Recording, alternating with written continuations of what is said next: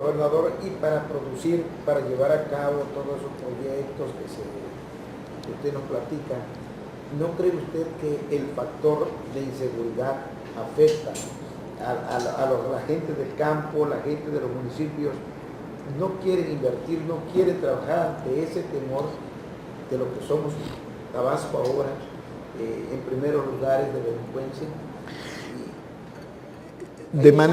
De manera particular, a la actividad que más le pega la inseguridad de las actividades productivas del campo es a la ganadería vía el abigeato. No es la única, pero es donde es de manera más directa. Difícilmente yo he sabido, en lo que llevo de gobernador, 1 año, 10 meses, mañana, no he sabido de algún robo de plantaciones de cacao, o de arroz, o de piña, o de cítricos. Claro, a veces asaltan y les roban la nómina a las empresas, y desde luego desde ese punto de vista repercute. Pero no esas a las actividades productivas de manera directa. Indirecta sí, porque crea la inseguridad en los potenciales inversionistas. Pero de manera directa, en el caso donde sí encontraría yo que ha incidido la delincuencia, es en el abigeato. Porque los ganaderos han logrado reconstituir el inventario ganadero del Estado. Ya se habla de 1.900.000 cabezas de ganado en Tabasco otra vez.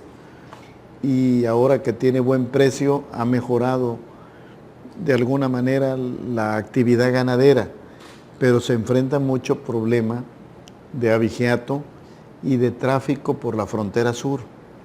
Entonces, ahí sí hay una relación directa entre actividad delictiva e impacto en actividad productiva. No digo que en las demás actividades económicas no lo haya.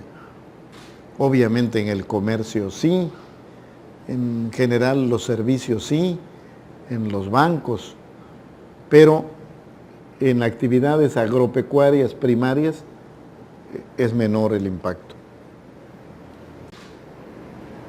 Las reglas han cambiado. Así es. Señor gobernador, yo nada más le voy a hacer 2 preguntas ya para terminar, con referencia a lo que yo traigo. Uno, la vocación que tienen los tabasqueños, que es la del campo. Usted encontró, y siempre lo dijo desde su campaña, que era un desastre, que habíamos cerrado todas las plantas, la pimentera, la cacaotera, y ahora se ha visto por ahí una luz al túnel del tiempo de que se ve que puede haber una recuperación agrícola. Pero ¿cuánto de esto realmente va a ser empresarial? ¿Cómo atraer también el dinero y que no dependamos nada más de lo que podamos sacarle al petróleo? Bueno, Enrique, fíjate que qué bueno que lo mencionas, que cuánto puede ser empresarial. De entrada, en el caso del campo, que yo he dicho que me gustaría ser registrado como el gobernador que inició la recuperación del campo tabasqueño, lo estamos haciendo a partir de las iniciativas de los productores, de lo que ellos están haciendo y decidiendo hacer, no decidiendo por ellos, no desde el escritorio definiendo, y ahora vamos a sembrar esto y le vamos a entrar a este proyecto, y haciendo concepciones burocráticas. Entonces, ¿qué hacemos?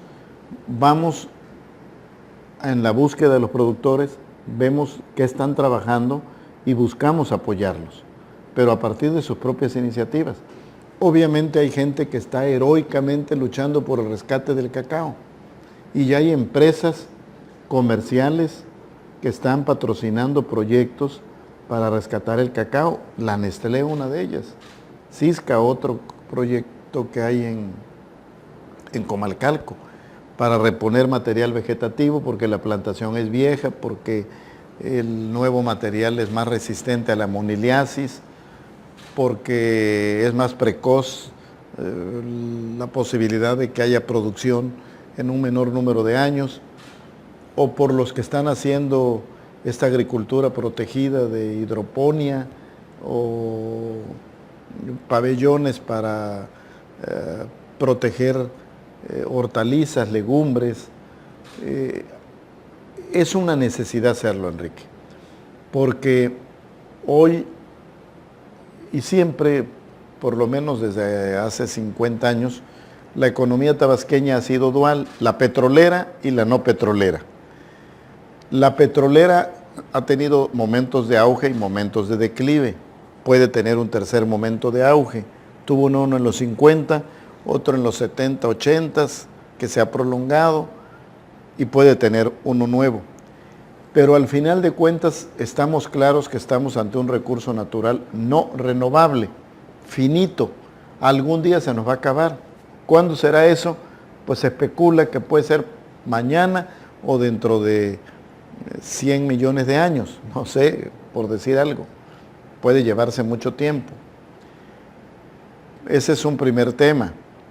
Pero también podría agotarse mucho antes de que se acabara físicamente, porque el hidrocarburo esté a tales profundidades en el mar y en tierra que sacarlo sea técnicamente muy complicado y económicamente muy caro.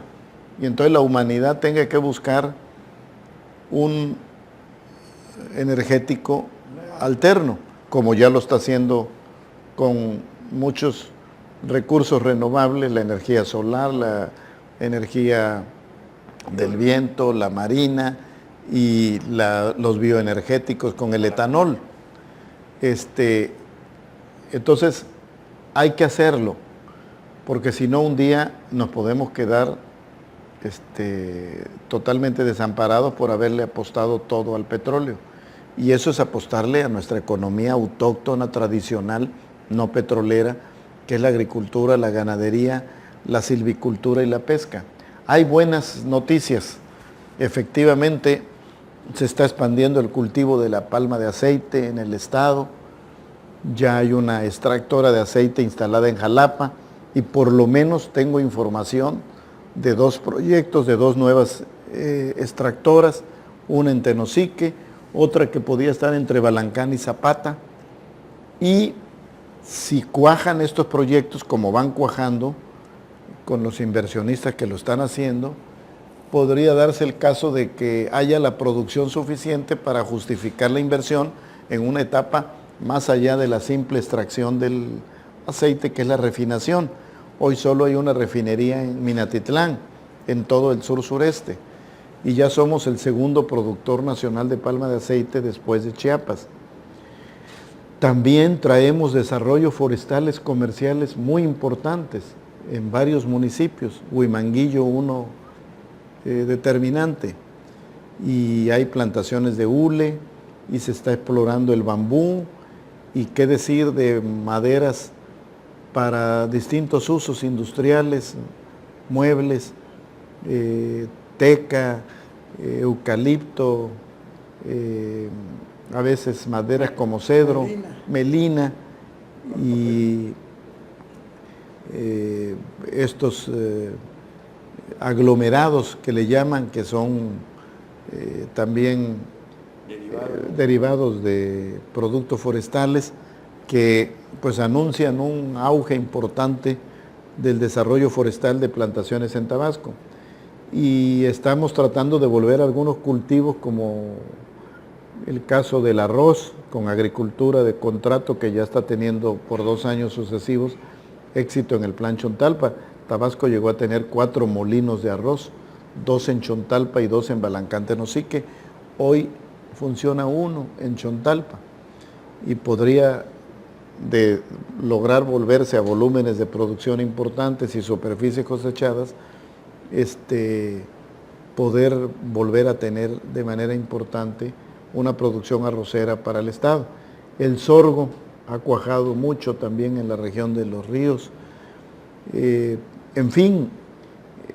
Yo le escuché, gobernador, perdón, yo le escuché a usted en Macuspana platicarle ahí a varias gentes sobre que incluso ya le habían encontrado a lo de la moniliasis, que era una cuestión de cultivo. De cultivo, que no era tan dura la enfermedad como lo habían pensado. No era genética, porque hubo un momento al principio que no sabían de qué se trataba y pensaban que era un problema genético. Y no, es un hongo que se desarrolla si no se poda de manera oportuna y debida el llamado árbol madre, que sirve para regular luminosidad, humedad y temperatura en la parte baja del arbusto. Ya ven ustedes que llaman el árbol madre o el árbol sombra. Si se deja que los árboles madre o sombra con su follaje lleguen a oscurecer la planta en la parte baja, el arbusto del cacao, entonces la posibilidad de que se desarrolle la monilia y se dé la moniliasis es más grave. Entonces ahora pues enseñan a los propios productores a que estén podando el follaje para que sí dé sombra, pero no oscurezca la parte baja del arbusto. Combatir el hongo. Y combatir el hongo.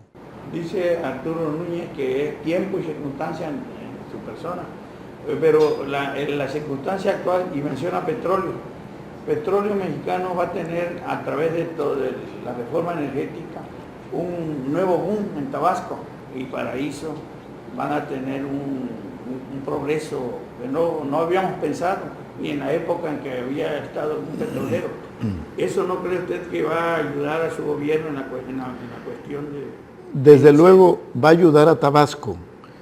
A mi gobierno no lo sé, porque el periodo de maduración de las inversiones podría llevarse los 4 años siguientes que implica esta gestión administrativa. Es decir, no es cuestión de un día para otro que las inversiones maduren. Sí viene un mejor momento para Tabasco, como economía, como finanzas. Hay un fondo que nos aporta recursos, pero ya no es el fondo fundamental. El fondo fundamental se basa en el criterio demográfico. Antes eras cuánto aportas a la recaudación. Entonces tienes mucha producción petrolera, pagas muchos impuestos, aportas mucho, te toca muchas participaciones. Ahora ya no, ahora es cuántos habitantes tienes. Y sí, hay un fondo complementario que compensa algo la aportación petrolera, pero ya no es el fondo líder, el fondo dominante. Es un fondo subsidiario, es un fondo secundario. Desde ese punto de vista, las finanzas, mientras no se revisen las reglas de distribución de participaciones, no van a mejorar sustancialmente. Por ejemplo, cuando estaban en vigor las reglas anteriores de distribución de participación en 2007, Tabasco tenía, del total de participaciones entre todos los estados, se llevaba el 5.35%. Hoy nos llevamos el 3% y vamos rumbo a llevarnos el 2%. ¿Por qué? Porque 2% es lo que pesa la población de Tabasco en el total de la población nacional, y tienden a igualarse el peso de la población estatal en la nacional, el peso de las participaciones de Tabasco en las participaciones federales. Entonces la tendencia es a la baja. Estamos buscando recursos adicionales. Una ventana nos las dieron con la vertiente fiscal de la reforma energética, pero no nos resuelve todavía todo el problema. Conversé con el presidente Peña Nieto, derivado de ello he conversado en varias ocasiones con el secretario de Hacienda, y estamos construyendo una solución para atemperar la catástrofe financiera que vive Tabasco a partir de ese cambio de reglas, que nos llevó a perder en promedio 4,000 millones de pesos cada año. Han pasado 6 años desde que entraron en vigor esas reglas, 2008, 2014, es decir, hemos perdido 24,000 millones de pesos. Como dicen mis colegas economistas, usan un latinajo, ceteris paribus, que quiere decir si todo lo demás permanece constante.